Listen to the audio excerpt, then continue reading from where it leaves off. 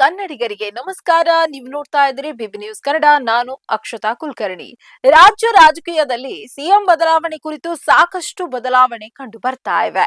ಇತ್ತ ಡಿಕೆಶಿ ಸಿಎಂ ಆಗೋಕೆ ಕಸರತ್ತು ನಡೆಸ್ತಾ ಇದ್ರೆ ಅತ್ತ ಸಿಎಂ ಸಿದ್ದರಾಮಯ್ಯ ನಾನೇ ಪೂರ್ಣಾವಧಿ ಸಿಎಂ ಅಂತ ಹೇಳ್ಕೊಂಡೇ ಬರ್ತಿದ್ದಾರೆ. ಈ ಮಧ್ಯೆ ಸಿಎಂ ಸನ್ ಯತೀಂದ್ರ ನಮ್ಮಪ್ಪನೇ ಸಿಎಂ ಅಂತ ನಾಲ್ಗೆ ಹರಿಬಿಟ್ರ.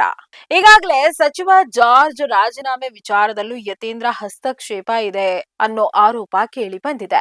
ಇದೀಗ ನಾಯಕತ್ವ ಬದಲಾವಣೆ ಕುರಿತು ಮತ್ತೆ ಯತೀಂದ್ರ ನಾಲಿಗೆ ಹರಿಬಿಟ್ರ. ಮೈಸೂರಿನಲ್ಲಿ ಮಾಧ್ಯಮಗಳೊಂದಿಗೆ ಮಾತನಾಡ್ತಾ ಸಿಎಂ ಸಿದ್ದರಾಮಯ್ಯ ಮುಖ್ಯಮಂತ್ರಿಯಾಗಿ 5 ವರ್ಷಗಳ ಪೂರ್ಣಾವಧಿ ಮುಂದುವರಿಯಲಿದ್ದಾರೆ ಅಂತ ಸ್ಪಷ್ಟಪಡಿಸಿದ್ದಾರೆ. ಇನ್ನು ನಾಯಕತ್ವ ಬದಲಾವಣೆ ಕುರಿತು ಮಾಧ್ಯಮಗಳಲ್ಲಿ ಮಾತ್ರ ಚರ್ಚೆ ಆಗ್ತಾ ಇದ್ದು, ರಾಜಕೀಯ ವಲಯದಲ್ಲಿ ಈ ಬಗ್ಗೆ ಗೊಂದಲವಿಲ್ಲ. ಹೈಕಮಾಂಡ್ ಕಡೆಯಿಂದ ಸ್ಪಷ್ಟ ಸೂಚನೆ ಲಭಿಸಿದ್ದು ಯಾವುದೇ ನಾಯಕತ್ವ ಬದಲಾವಣೆ ಇಲ್ಲ ಎಂದಿದ್ದಾರೆ. ಯಾರೋ ಕೆಲವರು ನಾಯಕತ್ವ ಬದಲಾವಣೆಗೆ ಪ್ರಯತ್ನಿಸಿದ್ರು, ಆದ್ರೆ ಆ ಪ್ರಯತ್ನಕ್ಕೆ ಹೈಕಮಾಂಡ್ ಸೊಪ್ಪು ಹಾಕಿಲ್ಲ. ಹೀಗಾಗಿ ಸಿದ್ದರಾಮಯ್ಯ 5 ವರ್ಷ ಮುಖ್ಯಮಂತ್ರಿಯಾಗಿ ಅಧಿಕಾರ ಮುನ್ನಡೆಸಲಿದ್ದಾರೆ ಎಂದು ಯತೀಂದ್ರ ಪುನಃ ಸ್ಪಷ್ಟನೆ ಕೊಟ್ಟಿದ್ದಾರೆ. ಅದ್ರ ಬಗ್ಗೆ ಚರ್ಚೆ ಮಾಡ್ತಿಲ್ಲ.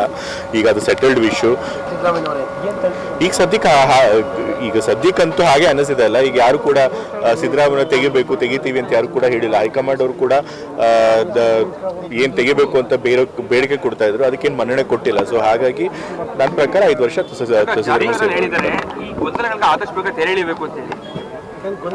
ನನ್ನ ಪ್ರಕಾರ ಏನು ಗೊಂದಲ ಇಲ್ಲ. ಏನ್ ಗೊಂದಲ ಇದೆ ಅಂತ ಸರ್ನೇ ಕೇಳಿದ್ರು.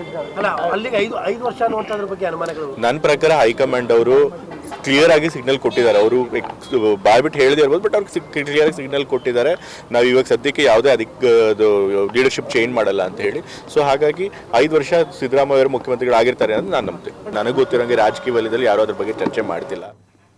ಒಟ್ನಲ್ಲಿ ನಾಯಕತ್ವ ಬದಲಾವಣೆ ವಿಚಾರದಲ್ಲಿ ಮಗನೇ ಅಪ್ಪನಿಗೆ ಶತ್ರುವಾಗಬಹುದಾ ಅನ್ನೋ ಅನುಮಾನ ಸಾರ್ವಜನಿಕ ವಲಯದಲ್ಲಿ ಚರ್ಚೆ ಆಗ್ತಾ ಇದೆ. ಇದಾಗಿತ್ತು ಈ ಹೊತ್ತಿನ ಸುದ್ದಿ ವಿಶೇಷ. ನೀವು ನೋಡ್ತಾ ಇರಿ ಬಿಬಿ ನ್ಯೂಸ್ ಕನ್ನಡ.